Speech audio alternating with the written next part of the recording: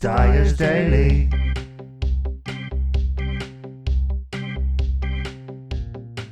After the recent entries of Narvel Feltz and Billy Lee Riley, Germany's Bear Family Records are adding Link Wray to their established Rocks series. Now, if you are a fan of the music but maybe haven't heard some of the deeper cuts in an artist's collection of recordings, this is the perfect place to start. I have reviewed previous additions to this collection, and this one absolutely rocks. It's up there with the best of them.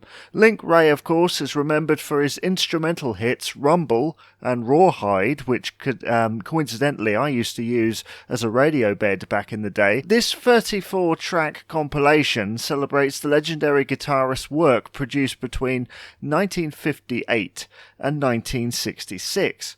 As someone who only knew the most well-known material, the majority of the included tracks are new to me, which I can tell you is a thrilling experience. There's nothing like going into it with your eyes completely closed and having them opened up by this beautiful, raw sound. Now, Rawhide and Rumble are used to open and close the album. That's fine, that's familiar. The rest of the album's contents, however, are not merely just acting as a filter. If anything, they pretty much match the level set by those tracks. Link Wray's trademark crunching guitar sound could be mistaken for something 20 years its junior. Kind of reminds me of the distortedness of the 70s, because that sound is a progressive mixture of distorted power chords and raunchy licks, among other things.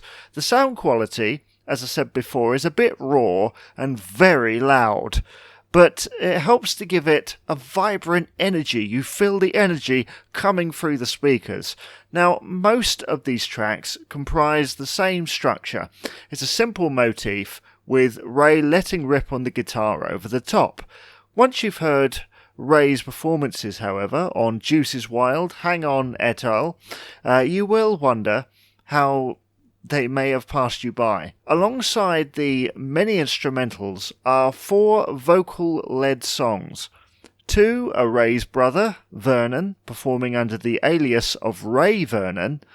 Although connected, they do feel a little bit out of place. The styling is just a little bit off for my liking. And, they do feel out of place amongst the hard-edged instrumental tracks. Now, the tracks that are billed as Ray Vernon and the Raymen, however, are just as crunchy and beautiful as the other tracks on the album. But those vocal-led tracks seem a little bit out of place for me. The 2 tracks that are sung by Wray, which are Ain't That Lovin' You Baby and Mary Ann, are an absolute revelation. Despite having one lung because of illness early in his life, Wray turns in vocal performances that would not sound out of place on a Rolling Stones record. The raspy quality to the vocals in these tracks turns these blues numbers into fully charged rockers, years ahead of their time. Now, as usual with these CD compilations, Bear Family Records always seem to give you a little something extra.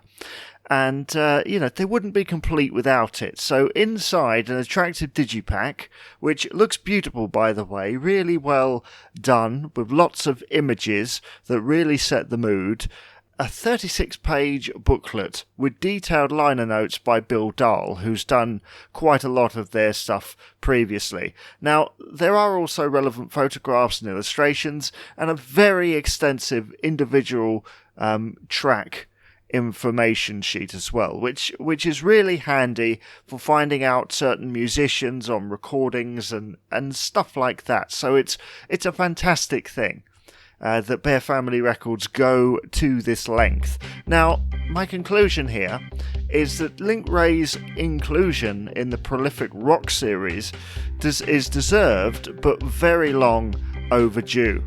Often forgotten, these recordings should serve as a reminder of what a revolutionary musician Link Wray was. It really does rock, and if you're looking to discover his early work, well, look no further. That is Link Wray Rocks on Bear Family Records. Dyer's Daily.